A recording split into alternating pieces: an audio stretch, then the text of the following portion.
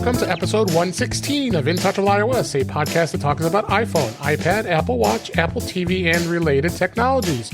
I'm your host, Dave Ginsburg, and my co-host, Warren Sklar, is here. How you doing, Warren? I am doing excellent today. It's a good day for me. Yes. Yes. Good day for all of us. Yeah, you have a brand new Tesla. I got a new toy. I got my Tesla today. Picked it up. And we had and just all kinds of stuff going on this week with Apple.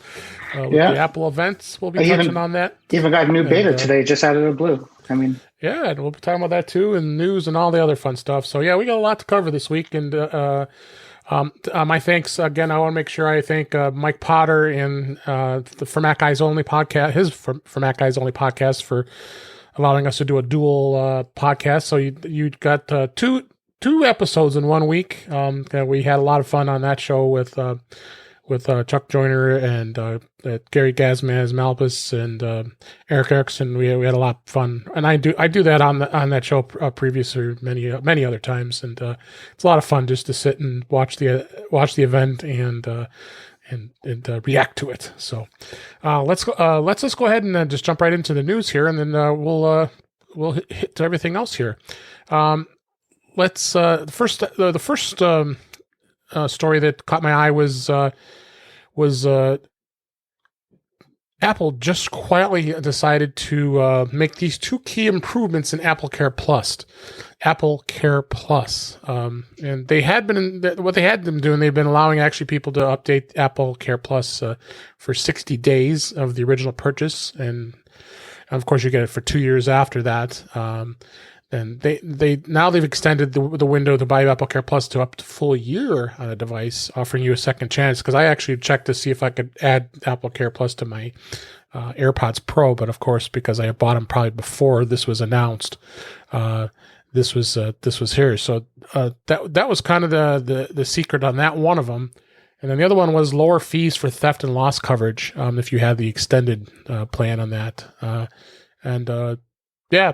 Do you buy Apple Care Plus on all your devices? I do on some of them. I do on my my MacBooks and my iPhone. I don't on anything else. Not my iPads or TV. Yeah. Or actually, I'm sorry, and my watch. I do it on the watch.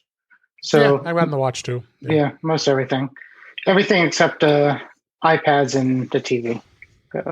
I don't even think you can get the TV on Apple Care. I think you can, but they're not going to not deny extra cash for getting Apple Care for on a device. So right. That was just a couple new things that they added in Apple Care Plus that I wanted to bring out. And they do that sometimes. They just kind of without saying anything, they'll just announce something. Without announcing it, they'll just change it out. So yeah. Amazon, next story, this was in The Verge. Last story was in iDrop.com. The Verge, Amazon Music now has podcasts. So podcasts are now a thing to be in their music streaming app, which I find interesting.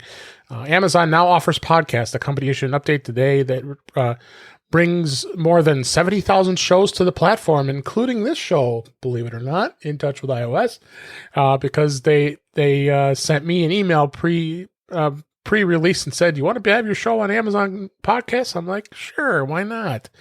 But it includes a lot of big major titles like Serial, PodSave, America, and some exclusive deals I got as well. And it can be they can be listened to in the updated app, on the Amazon Music app that you download on your iPhone. It also works on the Amazon Echo devices, so you can ask to play it. So you can give more of an option for us for you to listen to the show.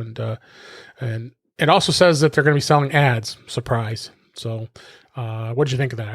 Are you an Amazon Prime member? Do you do the Amazon Music? Oh yeah. So yeah, that somebody else just said Spotify is doing podcasts too. So Spotify has. We're on Spotify, and Spotify has been doing it for a while. So this is going to be even more of a competitor to Spotify, as the article says, who is already heavily invested in podcasts. I know they signed a big contract with Joe Rogan, one of the most popular podcasters out there. Sure. Yeah. So it's going to be interesting to see what happens. because they're even trying to change up their Audible subscriptions, I guess, and give listeners access to those exclusive podcasts too. So this is definitely gonna be interesting. So, any other thoughts? Yeah, no, I mean,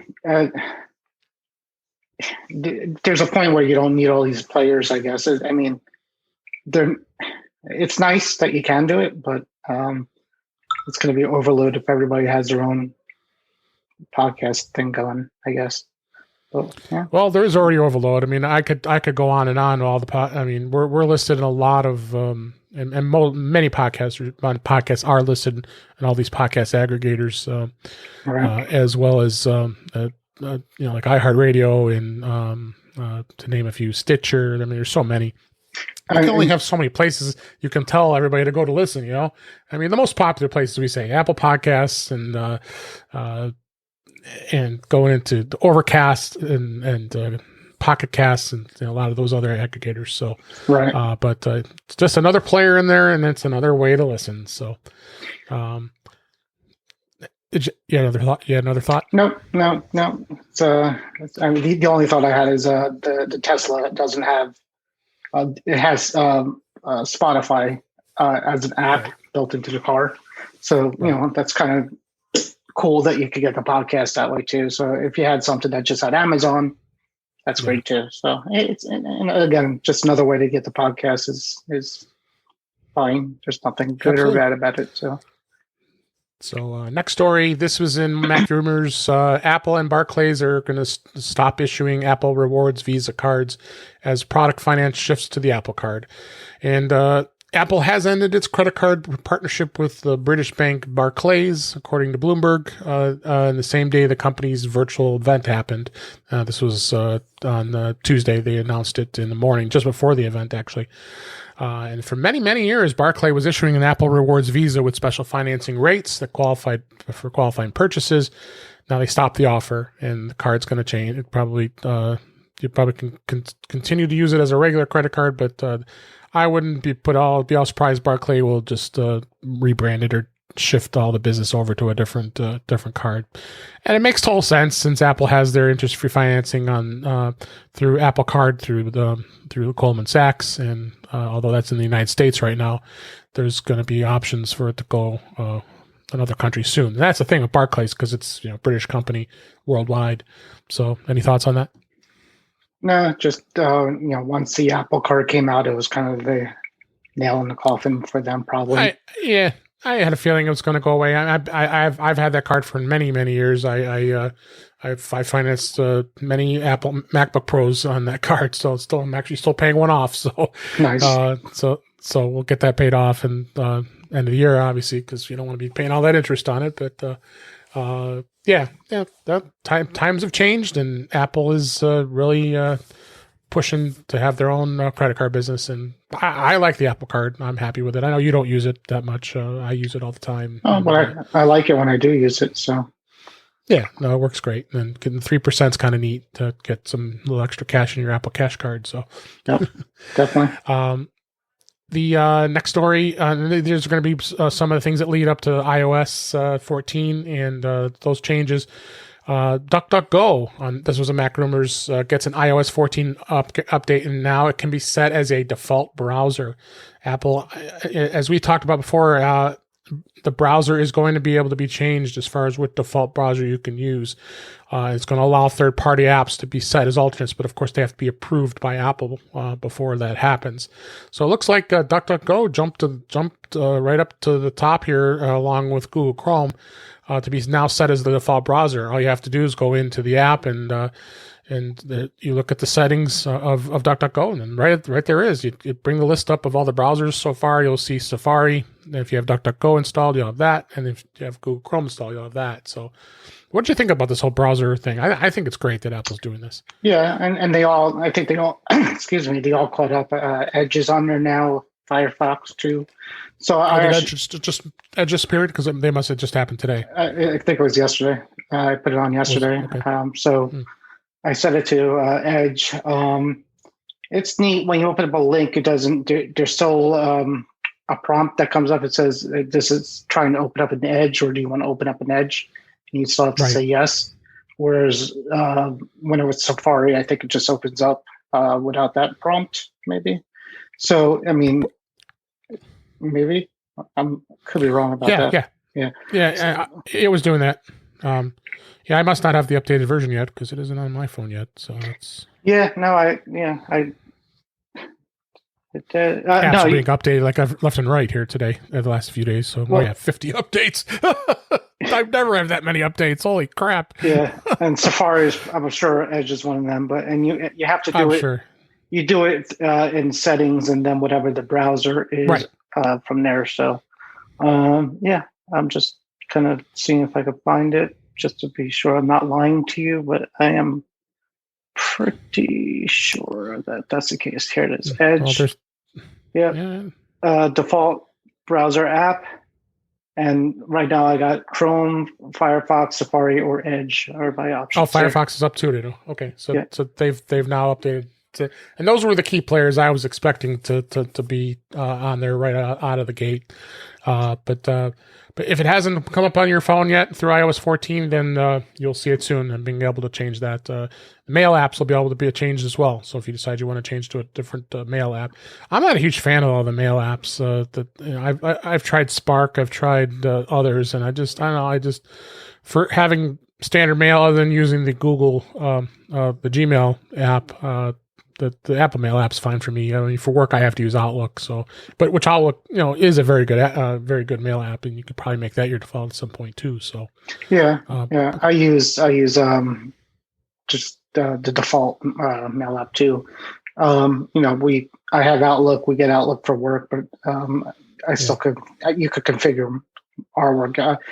You could configure Office 365 accounts through Apple Mail as well. So I just use that. It's easier. Of course, there was a time. I'm not allowed. Really? Like how are they? No. All the enterprise they restrict everything to within the Microsoft four walls. So anything that we get access to our network, it has to be done by a Microsoft app. So for Outlook, for email, I have to use Outlook. For web browsing, I have to use Edge, and of course they have all the Microsoft 365 apps like SharePoint and Word, Excel, PowerPoint, all those as well. So those all have to be used that way. So right. But that's most enterprises these days are doing it that way. But then some don't, some do. So very possible. And then next story, again in Mac Rumors, and we were just talking about this yesterday on Mac to the Future Go. The new AirPods Pro firmware now introduces spatial audio support with automatic switching.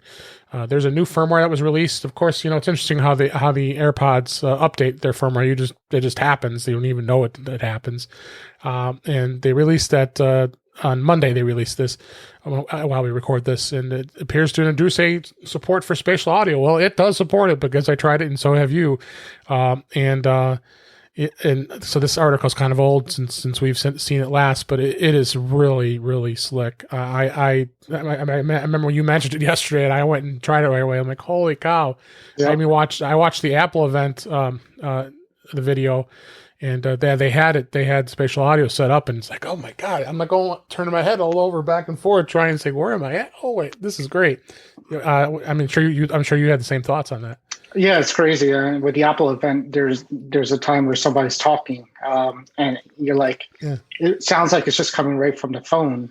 Like other sounds are coming like all around you, but then all of a sudden it's like, did my headphones just stop working? Is it coming out of my phone? But it's not. And it was just really, really cool. I played around with some Apple TV shows, and there's the Elephant King or the animal, something with animals or something like that. And so I played with that and listened to it. It's just really, it's a whole cool new experience for it.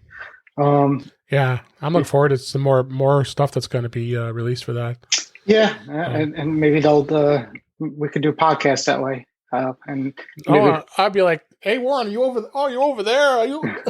It'd be like, "Holy cow!" We'll have to get guys' microphones involved because I think you need a whole bunch of them.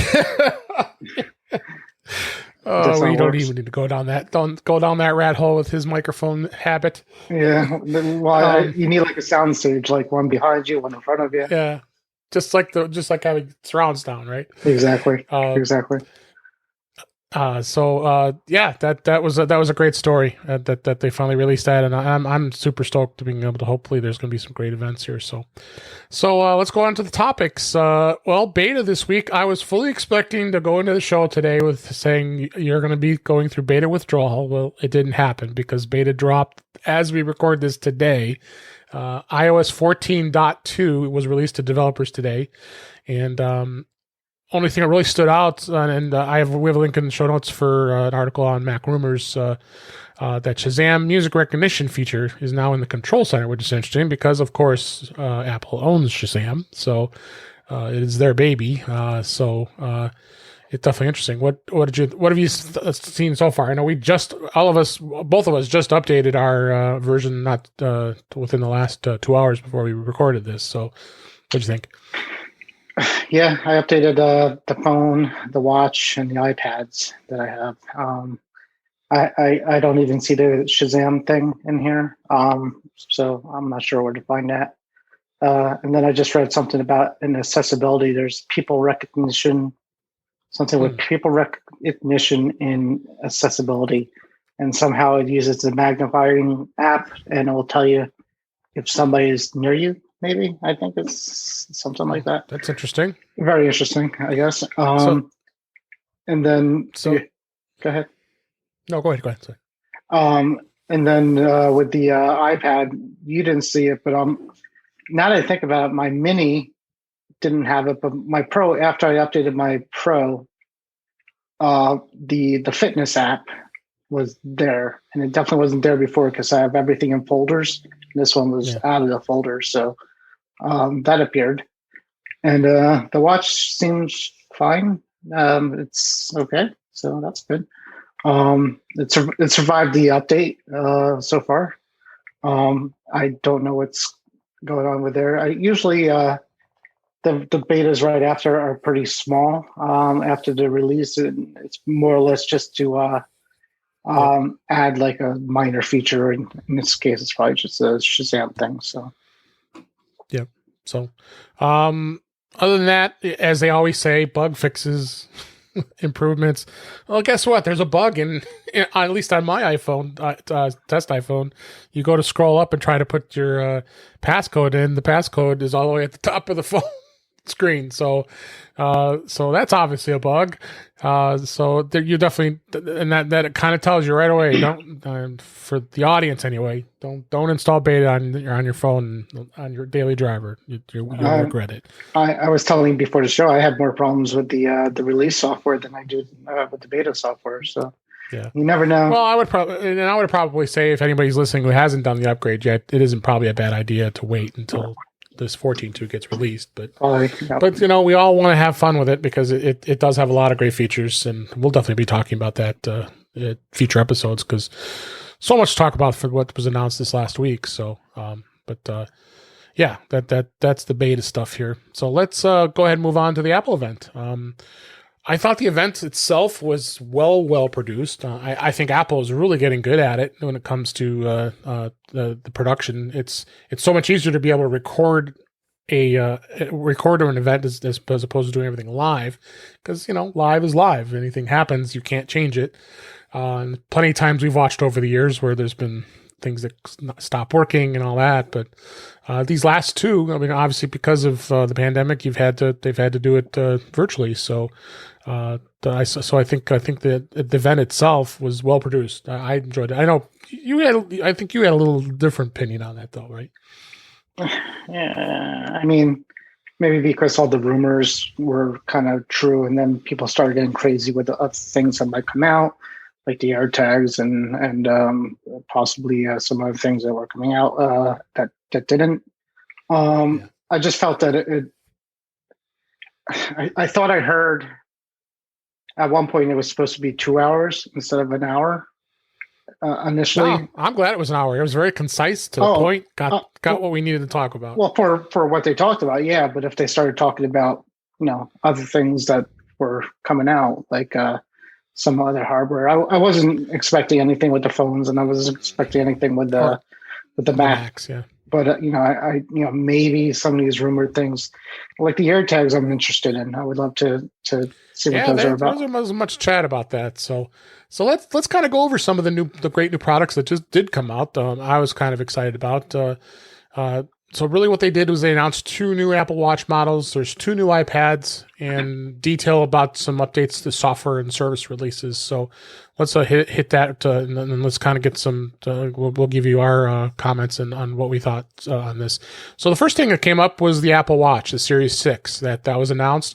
And as all was reported and all the rumors were happening, they did add an additional feature with a blood oxygen feature, which what'll happen is the Series 6 will have a little sensor on it that will be able to measure your blood oxygen, which works through an app that's part of Watch OS 7. So Apple has explained that it gets the percentage of the oxygen based carried by the blood cell, the red blood cells from the lungs to the rest of the body, indicates how well oxygenated the blood is being delivered throughout your body.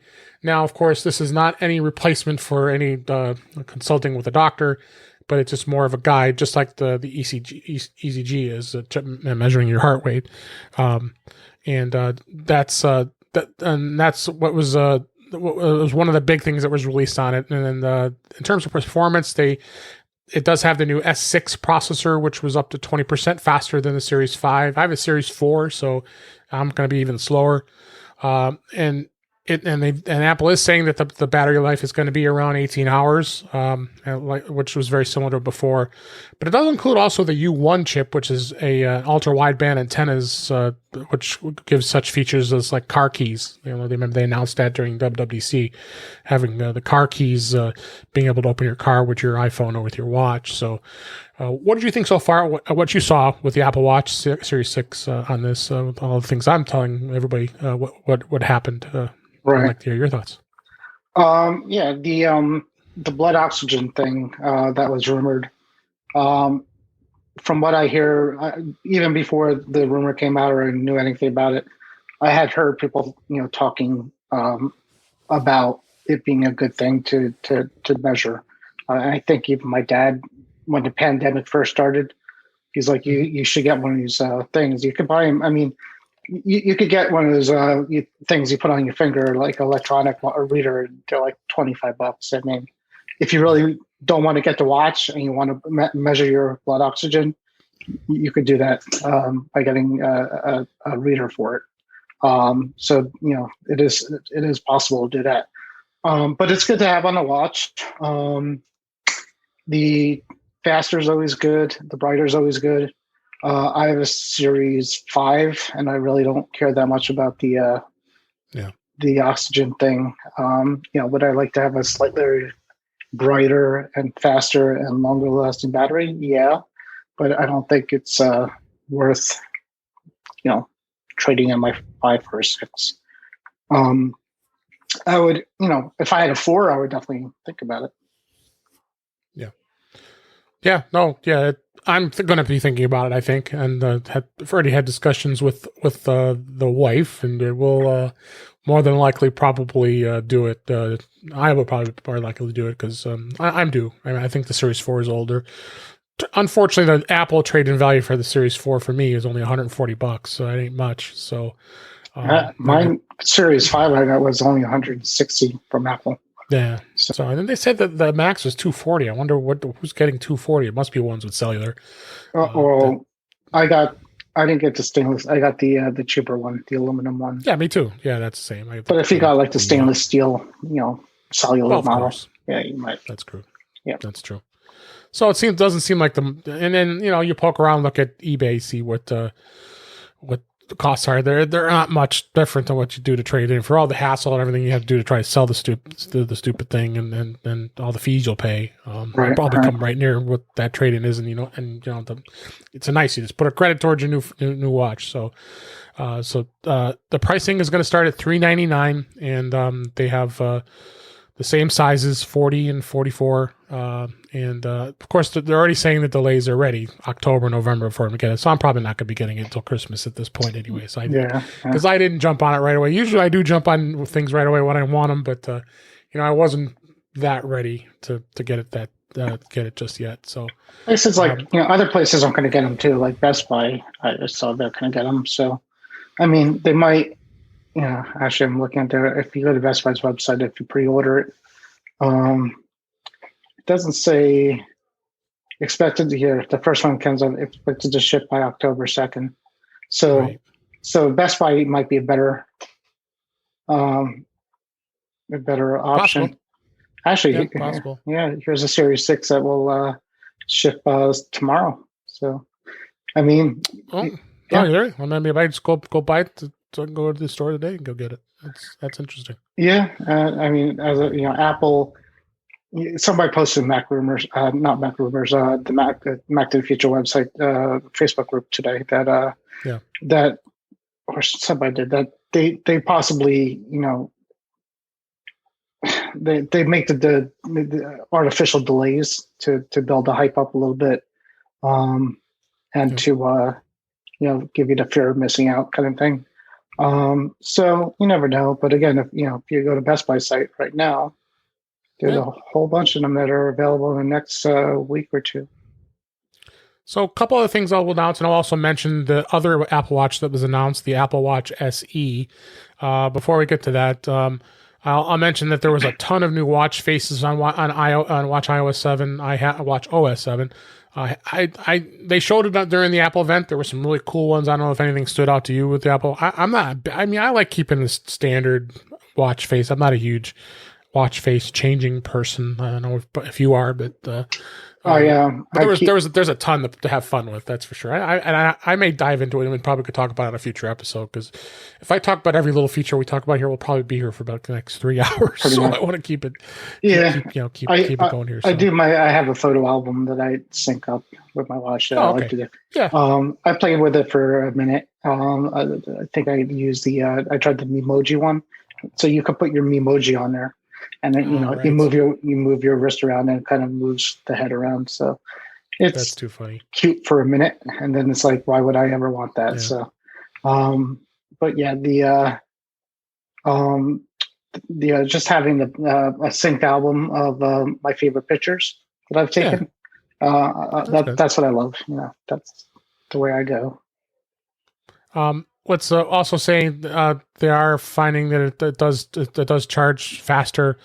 It does have the 5 gigahertz Wi-Fi. There's going to be 2 different bands that you can get beyond just the regular bands that we are all used to in my collection behind me here. Well, of 14 or 20 bands I have. I don't know how many you have, but the solo loop, as it's called, and the braided solo loop, which is neat.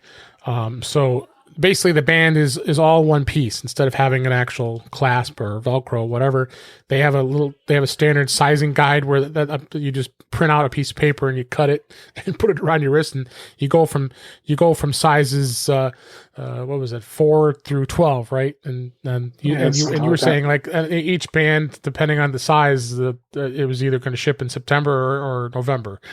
Yeah, so if you got the really small ones or really big ones, you could get them sooner. Yeah. But if you got the ones that everybody else has, then you got to wait a bit.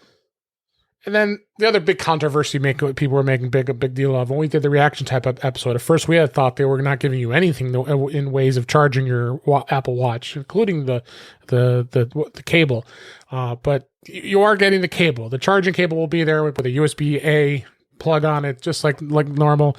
In fact, I pulled out my Apple Watch charger, and I remember this was probably from my first gen, or it might have been my Series 0. The cable was like ridiculously long. It was like, oh yeah, you remember that? I have that one. I still have that one somewhere. Yeah, I'll show you on camera. I have it all looped up here right now. But look at this thing. This thing was this thing is enormous back in those days. Now the one that comes with it is like about this short. So, yeah, which is better because who needs something? Why do you need that? I guess they must have thought that people were going to put it at their bedside and they would need to have a long cable. I don't know. But they are including the cable, folks. So don't panic. And that's been all over the internet. People are like, "Oh, I can't believe Apple's doing this." They're just not including the little brick with it, the power brick to plug it into the wall for charging. I think most of us these days, like I have a power strip with USB ports that I plug things in to charge all the time. You can charge your watch wirelessly now because if you have a wireless charging system, that'll work. You can do it that way.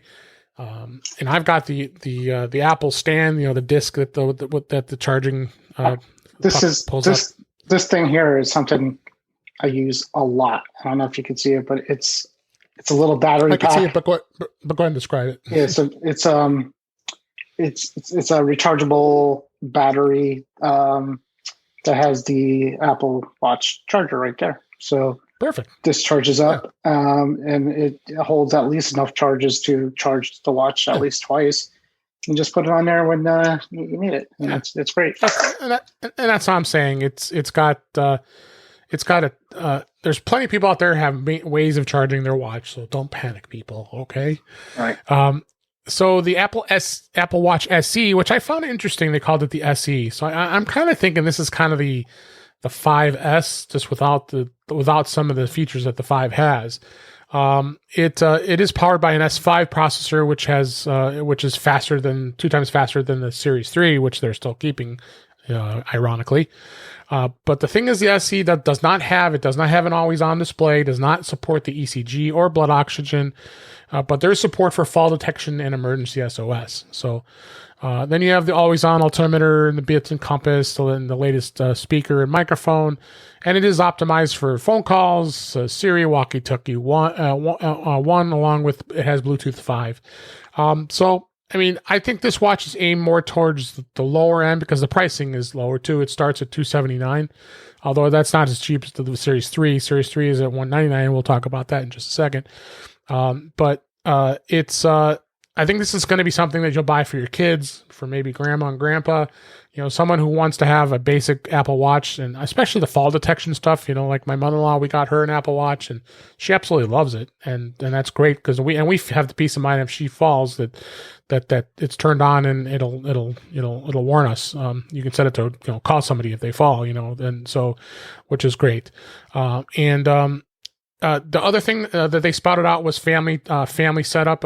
Before we get to that, what did you think of this SE or Apple's choice on this? Yeah, I think it's just I'm convinced it's just the 4 with a couple things stripped up from it. To be honest with you, so which is not a bad thing. It's just I don't know I don't know. I wouldn't suggest it. If somebody asked me if they should get the SE or the 6, I would always suggest the 6. Just if you're going to do it, spend a little bit more and get all the other features and the faster performance and all that stuff. But if you don't have all that money, it's probably fine. You could probably find a used 5 cheaper, and it'd be probably better than that if you want to do that too. But I mean it's a 4, so that's what I think of it. But I'm excited that Apple's is it's going to get more people to get the Apple Watch. They'll probably like it. Now the Series 3, on the other hand, they're keeping that, which I was very surprised that they decided to do that. I thought for sure they would maybe bring move the Series 5 down, or maybe bring back the Series 4. But I kind of see their point there. They came up with this SE as a kind of a midline phone watch, and they don't want it to hit what people are going to do if they want to buy the Series 6. But the Series 3 is probably, I think they're aiming more towards folks who have Fitbits that are much cheaper in price. And if they want a basic watch that does the same thing that a Fitbit does, and being able to use all the health app, utilizing all those health app features on your iPhone, it tends to be something that they may look at. So right, and also maybe for younger kids that might since you could do the family setup now, get a cellular version of it. Cellular Series 3 would be the cheapest option for that, for a kid, to track where they are. Yeah, that would be cheap too. And then that's a good segue into the family setup. They did come up with a family setup process where actually you can set up multiple watches on one single iPhone. And that was always the challenge. Anybody who had an Apple Watch had to have an iPhone in order to be able to pair it and be able to manage it, because especially because many of us, and most time, I don't buy the cellular version. I always buy the Wi-Fi only version. So you need you're dependent on the iPhone in order for it to be able to answer calls and all that stuff, but which is not a big deal, but you want it to be able to, you need to be able to manage it. So in this case, I believe it was up to 5 watches can be managed on one iPhone using family setup. And the good thing is that you can set those up. The downfall to this, though, is if you're going to have, it's a great thing that you want to be able to give to your kids. But the thing is, it's going to require cellular. So you're going to probably need it like the SE with cellular. So, the price goes back up a little bit. It's usually like an extra $40 or $50 to have the cellular feature in it. In order for be able to everybody to use the watch to the way that you want to be able to use it. So that's the only thing that Apple kind of didn't emphasize too much is it does require having a Wi-Fi GPS with cellular on that. Yeah, because it has to talk to the outside world somehow, and that's how it's going to do it. If they don't have a phone with them, then it's pretty useless because there's nothing to communicate to. Whereas if you have the phone, you can just Bluetooth to your phone and get the data that way. So I mean, it makes sense why it needs cellular. Otherwise, it's not connected to anything. So yeah, it makes sense. So yeah, go ahead. Yeah, I mean, just like you, I had cellular once on one of my watches, and I think I activated it for the free period, and I said, "There's no reason I need this. It's a waste." Yeah. So no, I never bought cellular. I always had the Wi-Fi only. Yeah, GPS only. I think I got it once because I didn't have it, and then something was wrong, and I went to Apple, and they didn't have the non-cellular one to replace my watch with, and they're like, for $20 extra, do you want the cellular one? I said, sure. So whatever. Right. But yeah, it's not worth it to me, at least. So yeah. So let's move on here because we're not much time and lots of more to talk about here. Let's talk about the iPad. They did announce today they announced 2 iPads. They had the 8th generation iPad and the iPad Air. Now that iPad Air was incredible. I was very impressed with the fact they announced this with an A14 processor, which is the best processor they've ever made. 5 nanometer core. So it's got one of the fastest cores of all the A processors that they've come out with. It's 2360 by 1640 as far as resolution goes. And it's the first product to have it. They added the Apple Pencil 2 support. They added a USB-C. That's huge. And being able to charge now with USB-C and being able to utilize all the USB-C accessories. So anything I missed, and your thoughts of what they did? There's a 10.9-inch screen, so basically it's 11-inch Air, just like what we have now between you and I, the 2018 11 Pro. Right, so. Right. You said the Touch ID is in the power button. Oh yeah, completely forgot. That's the most important thing. That in itself was a technology that was incredible. Yeah. They put the Touch ID in the power button, so there's no more home button. So they're not forcing to put Face ID in that iPad. So there's a Touch ID right in the power button. I mean, what did you think of that? That was the technologies. I mean, what do I think? I think finger. Yeah. I think my iPhone 11 Max should have the same feature. As of now, I would trade that for the Face ID. Just in these times with the masks, it would help a lot. I see a future where they'll do that in a phone in conjunction with the Face ID. So whatever kind of reads it first, lets you log in first will go in, which I think would be kind of cool. Yeah. So you could either touch the power button or get the Face ID. But yeah, the iPad Air, if somebody swapped out my iPad Air, my Pro with the Air, I don't think I'd be that mad. I don't think I would care that much. It's basically the same machine. The Air has a little faster of a processor. I would lose the Face ID, but that wouldn't bother me, So it's a good deal. Definitely a good deal. Yeah, and the Air is starting at $599. I think you have sizes of 64 gigabytes and 256 gigabytes. You only get the choice of the two sizes. Mhm. And like I said, who needs a Pro when you have the specs of the Air are basically right close to it? I agree with you. I mean, it's just amazing. Um, if I were to tell anybody to buy a iPad right now, if they had a little bit of extra money, I'd definitely go with the Air. It's a great choice. I mean, I'd be surprised if people want to go jump up to the Pro at this point, because the Pros are $200 more, and what's the Pro going to really give you? I mean, the better camera and a few other features, but So if you get the Air with Wi-Fi and cellular, 250, no, just with 256 yeah, I think it probably gig, brings it up another $130 or something. so it's 749 for the 256 gig Air. Whereas if you go to the Pro, it is 900 at least. The 11-inch for 256. It's $899. So exactly, you could get the 128 for $799. So yeah, I mean, to me, you save like $200 and get almost the same kind of thing. So. And then quickly, I'll go through and talk about the iPad 8th generation that just came out. That also has pencil and now keyboard support, and updated the low end of the iPads. Great entry level iPad. They got support basically for a good decent iPad. I think that they're aiming it more towards the education market.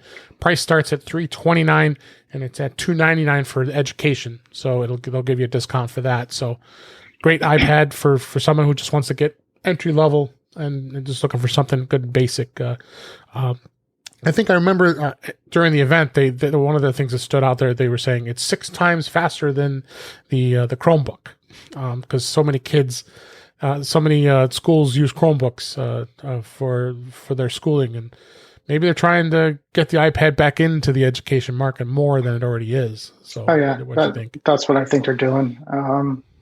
I think they're trying to, with the work at home and all that good stuff. I think getting these into kids' hands are the way to go.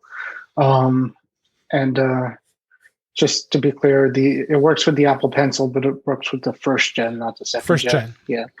So, which is kind of a bummer. Yeah, I mean, you would think they could have, you would think at this point any iPad they release should work with the second gen, but yeah, whatever.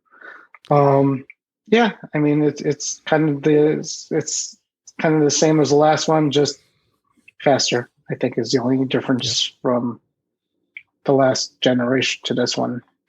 Just speed bump. Yep. Brought up to the A12. Pretty much. Yep. And then it does have the key. It has the smart keyboard will work with the 8th gen, and the Magic Keyboard as well as the smart keyboard will work with the Air. So those of you who want to spend all that big money like we did for the Magic Keyboard, that Magic Keyboard does work with the Air, which is great. And I think I just saw Logitech or somebody. Yeah, Logitech. And in fact, Apple was talking about. I believe they mentioned it. They just released something for one of them, either the newer or the new iPad. I don't remember which one it was. So, yeah. So services that were announced. So we had Fitness Plus, which was an interesting thing. We won't talk too much about it. Really, I would sum it up. I think it's really a service that's going to compete against Peloton. And Guy Cyril was saying Peloton, or what was he going to say? He kept mispronouncing it. I didn't want to correct him. It was hilarious. Peloton. But it's Peloton. Okay. It's Peloton, which is a workout service that they have. Of course, with Peloton, you have to spend probably $3,000-$4,000 for a bike. Where this is actually video workout service that works in accordance with the health app. And they've got some great workout things and being able to do that. And pricing isn't too terribly expensive. It's you get 3 months free if you buy an Apple Watch, that's kind of neat. But it's going to be $10, $9.99 a month, or $79.99 a year, and it's going to be coming in the fall.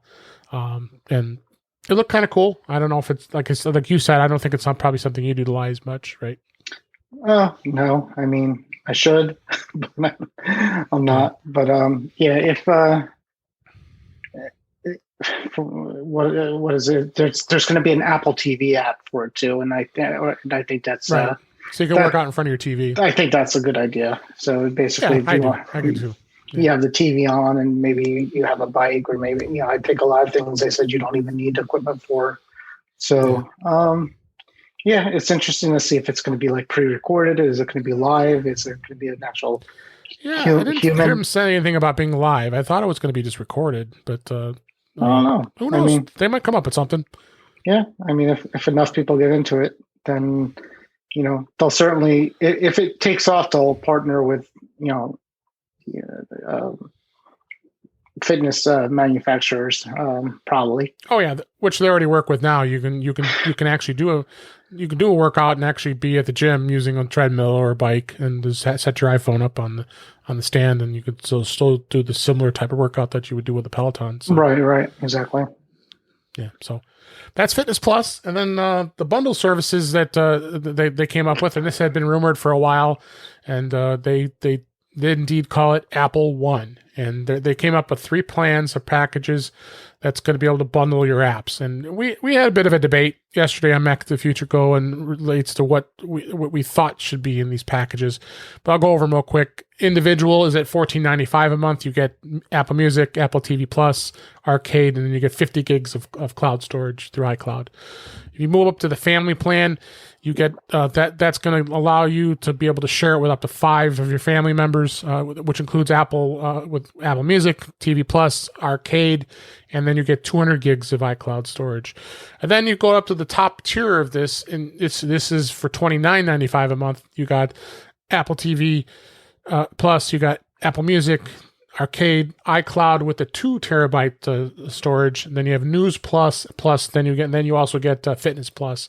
So our debate was, we kind of wanted to mix these things around. I think you had said it could be kind of nice if they had the News Plus app in the family plan, but I think I even said it that News Plus is tough for Apple to be playing around with as far as costs go, because they got to pay a lot of those publishers for magazines, newspapers, and such. Pretty decent money. They want to make their money on their stuff. But what were your thoughts about all this with the bundles? Yeah, pretty much the same as you. I mean, if you add it up, what we're paying right now, for my family of 3, between what we have and what we're spending about $33 a month on the services, and we only have the 200 gigabyte plan instead of the 2 terabyte plan. So for $3 less, we could get more iCloud storage. I could get an Apple Arcade back, which I kind of liked, but not enough to really keep. Apple TV, we were on the fence of whether we're going to keep it or not, but now that wouldn't be a problem. Excuse me. So for us, the ultimate would be a good deal, and some things I'm not going to need, like the fitness thing. What we were saying yesterday, I think if they had the family plan with the News Plus on it for somewhere in between, that would be nice sweet spot. That would be a nice thing to do. So hopefully Apple's gonna the thought is Apple's going to lure more people to join these services. Their goal is not to save people money. Really, their goal is to get more people to sign up. So, hopefully, that works. It's, again, we all hope we could get like a choose your own bundle. Basically Apple could say, you pick any 4 services, or you pick any 3 services that you want, and this is what you'll pay for it. But it didn't come out like that. So, it's I give it like an 8 out of 10 as far as the options go. Yeah. So, it won't be released until they said the fall. They didn't give an exact date, but I think it's going to be interesting to see where things go. I mean, I calculated if you divide all the services in the Premier plan, each one of them will cost you $5 a month. So, again, I may not value the Fitness one that much, Fitness Plus as much. I definitely wouldn't value the Arcade. I'm not a big gamer. Although it's fun to play games once in a while. But I think we'll see where that bundles go to. So, and then of course they dropped the bomb here saying that iOS 14, iPad OS 14, Watch OS 7, and TV OS 14 were released. Actually, it was yesterday. Was it yesterday? Yesterday, as we speak. As we record this. Yep. And it's probably one of the most interesting releases I've seen that they've done with iOS in quite some time. Because usually when they would have an event, they would announce it and they says, it'll be releasing in a week. So then it'll give developers enough time to get ready and get their apps all ready to go and allow them to get their apps in place so they're ready to go for iOS 14. But no, Apple says we're releasing it tomorrow. So of course, there was a delay. They said it was, normally when they do a release, they usually have it around 10 a.m. local time, wherever you happen to be. And that didn't happen. I think not people, what was it? People didn't get it to like 1, 2, 3, 4 o'clock in the afternoon. It was like 4 something, yeah. Yeah.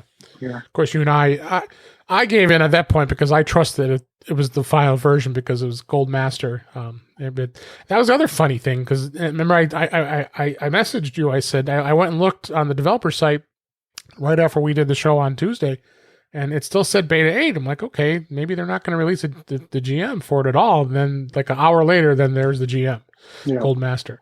Yeah. So it was kind of bizarre, a little different than I've seen Apple has done before. But there was a lot of unhappy developers, I could tell you that, because they were scrambling to get their apps rock and rolling. So yeah, from what I understand, it wasn't that they were trying to get the apps polished. They only had a day to submit the apps to get approved because something with the Xcode, the final version of Xcode came out that day as well. So they weren't, Xcode 12, yeah. Yeah, so they weren't able to get them approved. I mean, they had since the keynote to work on this. So, True. They had a lot of time to do that. I said yesterday, I knew something was coming up because starting probably like late last week, I noticed apps were getting updated like crazy. And there was even like a few that didn't work at all throughout the whole beta period. And then all of a sudden they released they didn't release any updates until last week. So I think the rumors were going around. I think they knew something was about to come down. So, I know they're upset about it, but I think it's they'll get over it. Yeah, exactly. So I would probably say if you're not ready just yet, probably you should hold off a little bit, because some people don't like change to that quickly, and then where's my this or where's my that. So, but if you're interested enough to do it, go ahead, jump in. I mean, it's a fun version. I'm still learning it because even though I had the beta device, I mean, you're probably more ahead of it than I am because you would use it as your daily driver with the iOS 14. So you're pretty comfortable with a lot of stuff. But there's a ton of there's a ton of stuff that's already been out there so far. But I want to talk about a little bit as far as iOS 14 and what really stands out, and we're definitely going to be doing more episodes on iOS 14 and iPad OS 14 and talk to you a little more in detail what these are all about. So, but I think the home screen widgets is probably a good thing. Have you been utilizing those at all in your home pages with the widgets? Oh yeah. So I have on my first page I have one widget. I have the weather widget up on top, which I like. And then on my second page on the top, I have the Siri suggestions widget on top. So it kind of keeps a list of the apps that it thinks it might want me to see up on top of that screen. And those are the two I'm using right now. Of course, up until release day, only Apple's widgets were showing. But from what I understand, there's more available. And I can tell you which they are, because you also can do what's called Smart Stack, excuse me, Yeah. which would allow you to put multiple widgets on your home screen and then swipe through them to get through them. And I go through a quick list here. The batteries, calendar, clock, files, fitness, maps, music, news, notes, photos, podcasts, reminders, screen times, shortcuts, Siri suggestions, like you said, stocks, TV, tips, and weather. So those are all the core apps that can be in there. They're also looking at some third-party apps will be allowed to be put in there as well. And basically what it'll allow you to do is move the widget right onto the first page of your home screen. So now you can incorporate a widget with your apps.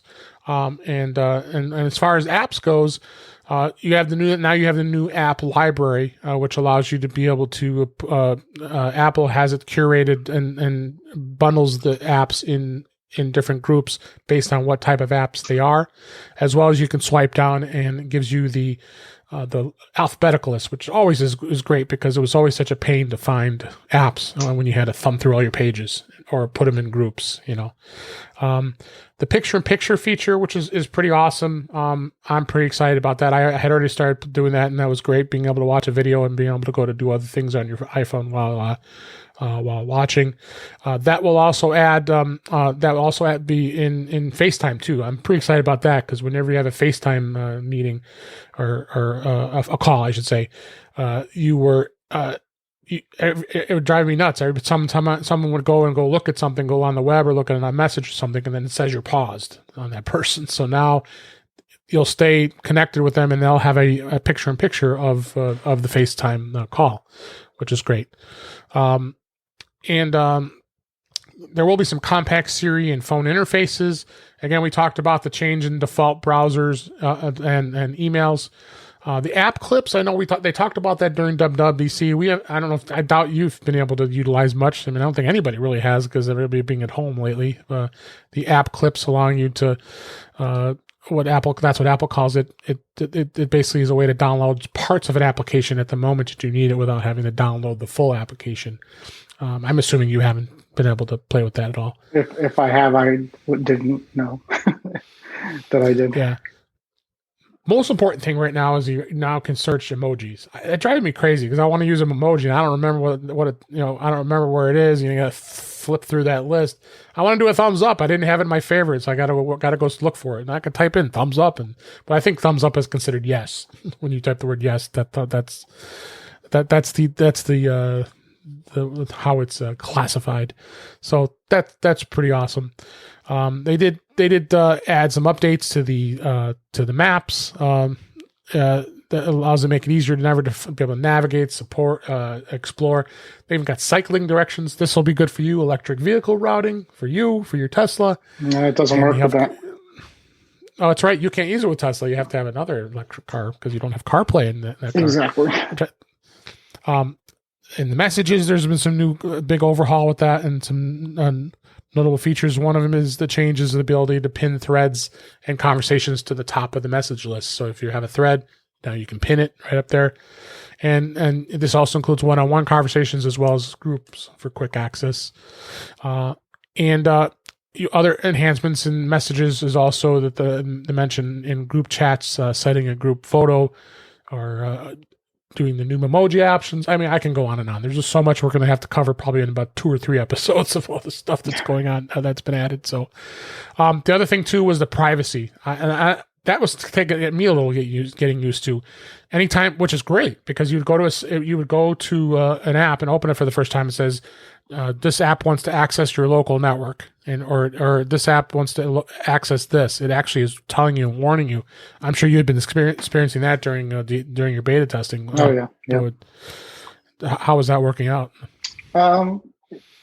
It's interesting because not every app. It's like a lot of apps need that permission for the local network.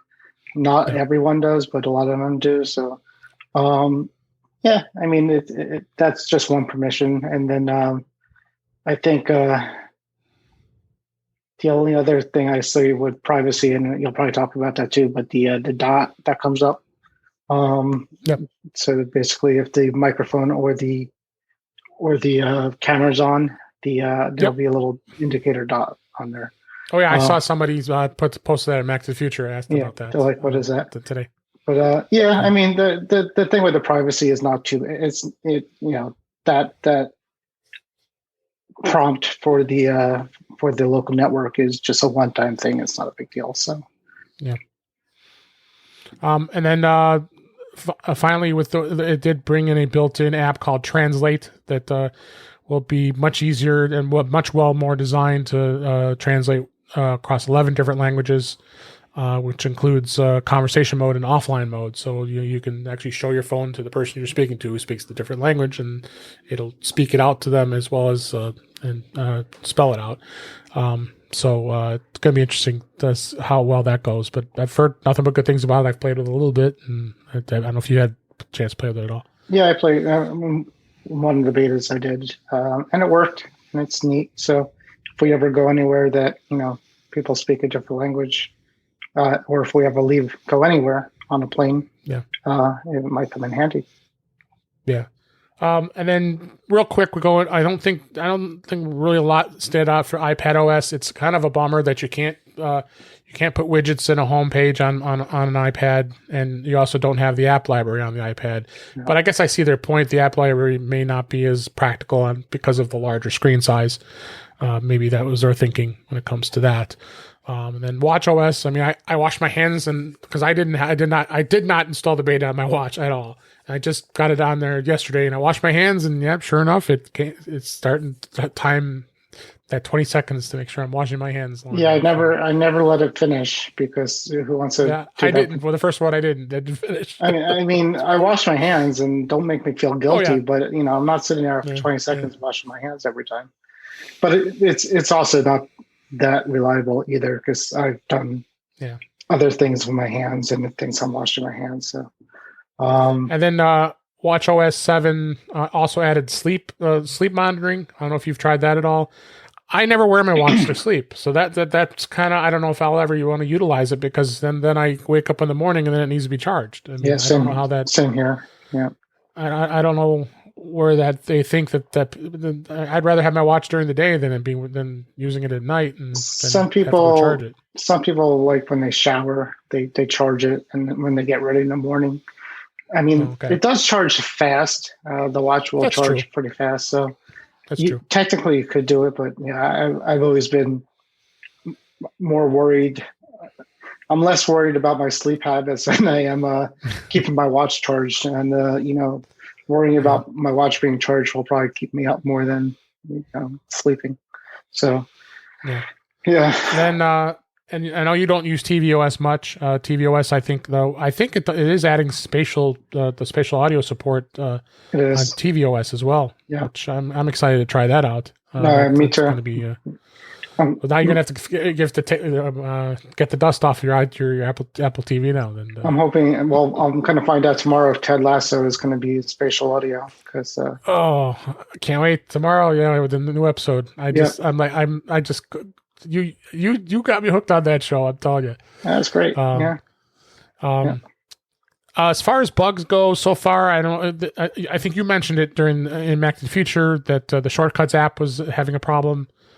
There was some shortcuts not opening. They're saying that it does not activate AirPlay to devices when Siri is used to trigger an action. That's one of the bugs. That's I mean, I had the bug before the new beta came out, so I kind of reinstalled everything. But I had two Siri shortcuts that send a text message out, and it didn't work. Gave me an error.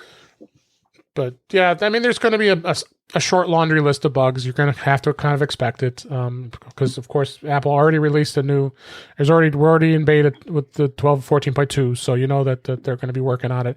I don't imagine that 14.2 will get a release that quickly, but who knows? We'd be surprised to see if it does get released before then. So, but gosh, there's just so much. There was just so much that we had to talk about this week, and I was excited about the new products. I don't know what's your final comments as far as the event and where the products are, and then iOS 14 for that matter. For the two categories they introduced, solid. I mean the iPad Air I think was the biggest one. I think that's that's going to sell. I think a lot of people want something. A lot of people were like me, maybe like you, is like, I really don't need an iPad Pro, but look at it, it's gorgeous, and I have to have it. That's right. Could we do everything we do with it with a normal iPad? Probably, I'm sure I could, but it doesn't look that way. So this is sort of a compromise. You spend a little bit more and get the Air, and to have it. So that was a good one.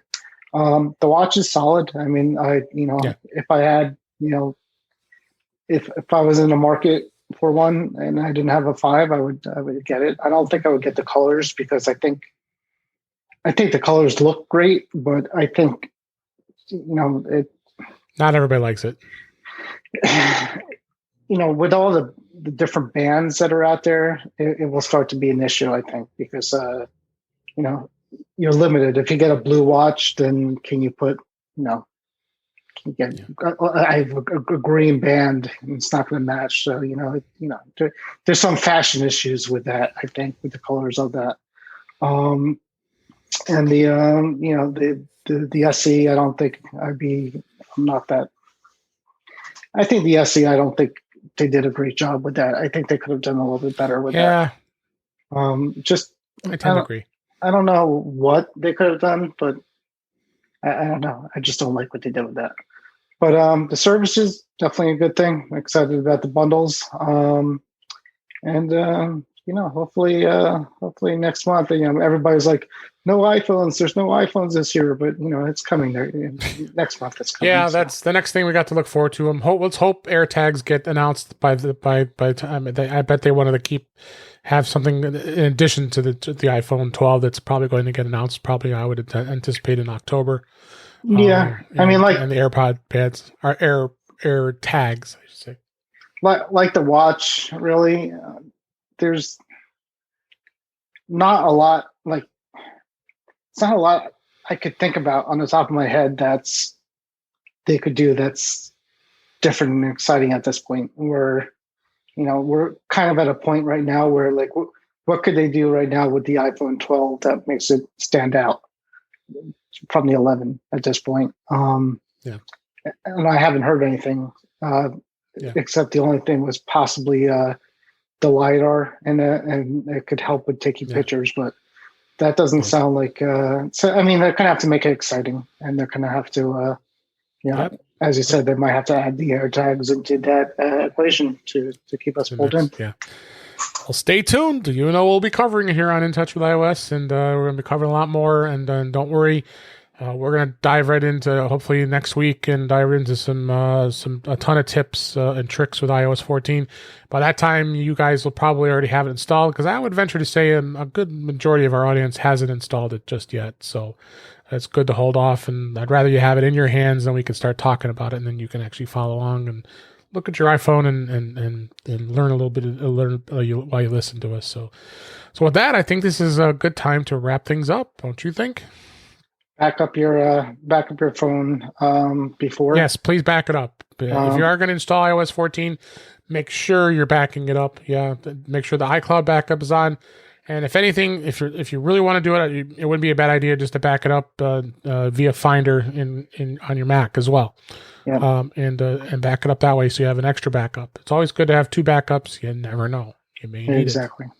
And if you do the watch, you're not going back. So correct. Once you're staying WatchOS 7. Yeah. I mean, on your phone, you could go back to 13 there's ways to do it, but on the watch there's not. So yeah. So and soon enough, within at least a week's time, I'm sure Apple will stop signing 13.7 once you upgrade to it.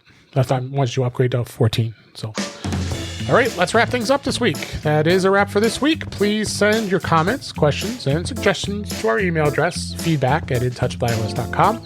You can follow us on Twitter @intouchwithios. You can also subscribe in your favorite podcatcher, including Apple Podcasts and many others, including Amazon Music Podcasts. You can listen to us on there, and Spotify, and iHeartRadio, and so many others. But better yet, go to our website at intouchwithios.com, where all the links to all the ways to listen to us are there. I am Dave Ginsburg, and you can find me on Twitter at DaveG65. And Warren, please tell everybody where they can find you. Wherever. I'll be in my Tesla. You'll be driving your Tesla, riding around. Mac to the Future. Mac to the Future on Facebook. Pretty much, yeah. Well, we appreciate you listening. We hope you enjoyed the show. A lot covered, but some good information. And we'll be back next week with another episode. Probably be talking a lot about iOS 14 and iPad OS 14. With that, thanks again, and we'll talk to you again soon.